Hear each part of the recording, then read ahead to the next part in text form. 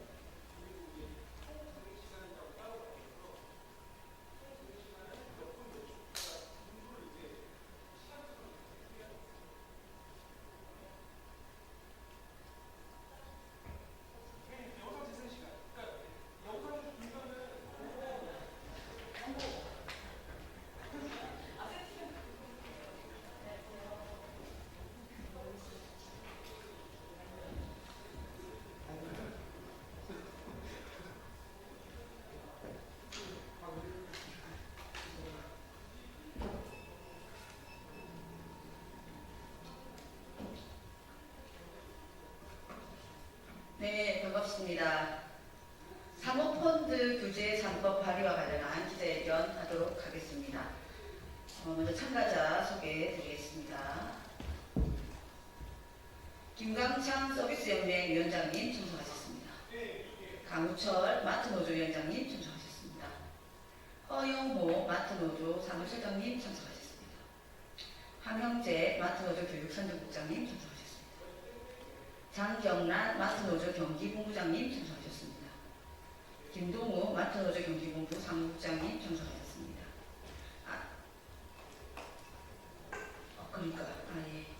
최철한 홈플러스 지부 상무국장님 참석하셨습니다.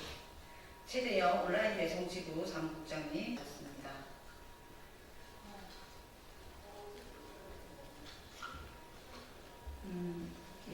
오늘 기자회견 순서는 제가 먼저 기자회견문을 낭독하고요. 현장 발언 두 명 있겠습니다.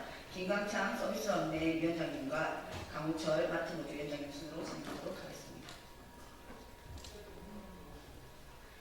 진보당 비정규직 노동자 국회의원 정의정입니다.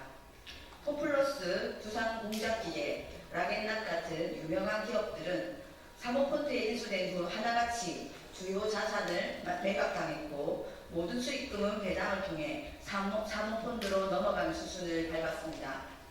사모펀드는 투자금의 빠른 회수를 위해 단기 수익에 매달리는 경영행위를 반복했고 외주화가 극단적으로 이루어졌으며 노동자는 실직으로 협력업체는 경영 악화로 내몰렸습니다.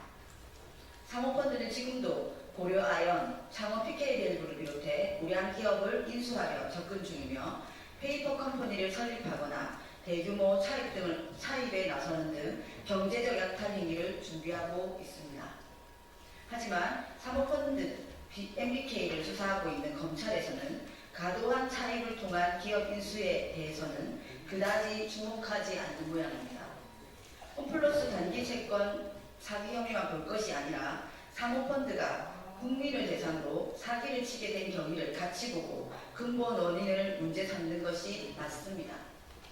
본질은 기업 사냥에 동원된 빚더미를 국민에게 떠넘기고 자신은 이익만 먹고 튀는 사모펀드의 약탈성입니다.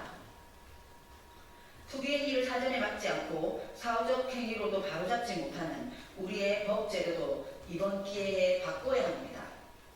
저는 진보당 국회의원으로서 누구보다 책임있게 사모펀드 규제를 향한 첫걸음을 내딛습니다. 노동자의 삶과 지역경제 생태계를 지키기 위해 관련법 개정을 추진하겠습니다. 첫 번째, 자본시장법을 개정합니다. 사모펀드가 기업을 인수한 후 단기 수익만 추구하며 기업을 경영 악화에 빠뜨리는 사례를 방지하기 위해 레버리지 비율 한도를 절반으로 축소하고 인수기업 지분의 일정 기간 보유 및 공시 의무를 도입하겠습니다. 또 사모펀드에 투자를 받은 회사가 다른 기업 인수에 나서는 연쇄적 재투자 구조를 차단하겠습니다. 둘째, 국민연금법을 개정하겠습니다. 국민연금의 기금 운용 시 환경사회 지배구조에 관한 ESG 가치 투자의 의무 사항을 변경하고 운영의 목적도 단순 수익 극대화가 아닌 공공성 확보로 명확히 하겠습니다. 셋째, 상법을 개정하겠습니다. 기업 이사의 충실 의무는 회사뿐만 아니라 주주와 근로자의 이익까지 균형적으로 고려해야 합니다. 단기 이익만을 위한 경영 판단을 견제하고 기업의 지속 가능성과 고용 안정성을 확보하도록 지배구조 개편을 유도하겠습니다. 이 외에도 사모펀드 규제 2탄이 된 근로기준법, 채무자회생법, 외국인 투자법 개정도 추진하겠습니다.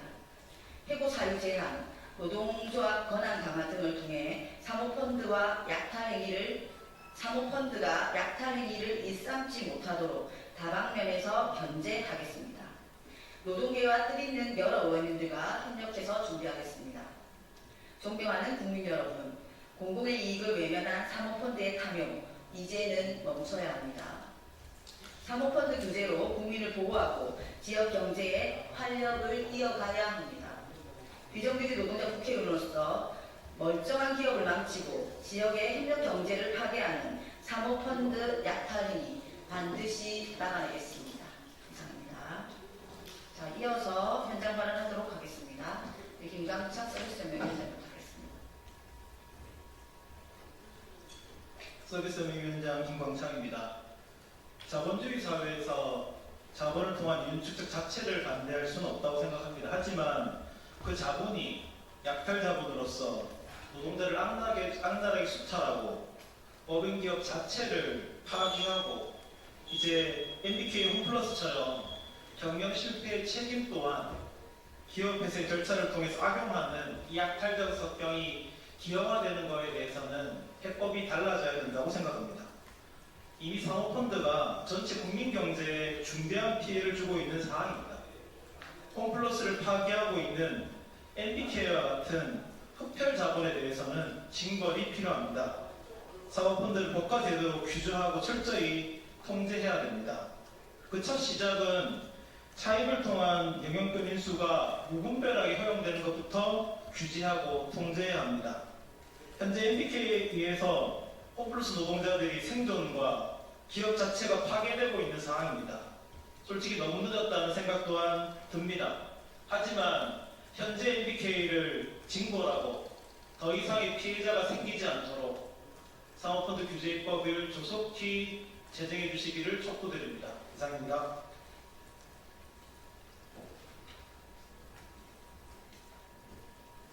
마트로드 위원장 강호철입니다.